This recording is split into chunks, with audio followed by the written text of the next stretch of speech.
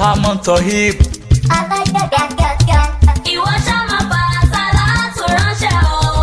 Ìwọ ṣá máa bá sàlátù ránṣẹ́.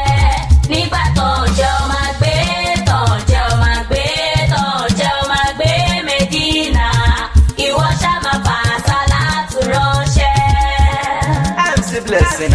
wẹ́rẹ́wẹ́rẹ́ mọ̀mọ́ tí kan jẹ́lé bá kú lógún ọdún bàbá ẹnìkan ò lè gbé ní sí.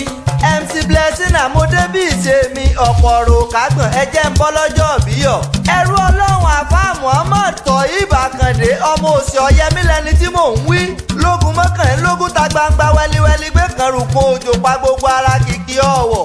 gbogbo ọjọ́ kejì inú oṣù kọkànlá ọdún lọ́jọ́ ẹni ire tí mò ń wí.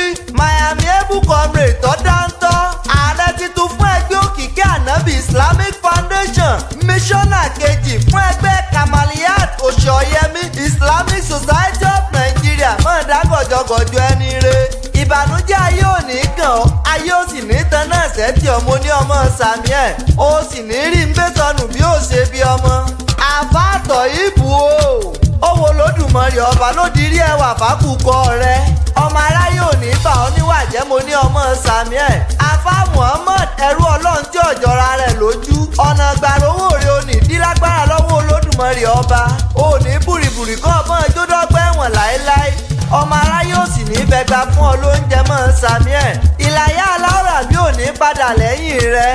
bàbá wo òsì òyẹmí náà ń kọ́rí o ikú ò ní pa bàbá àgbà.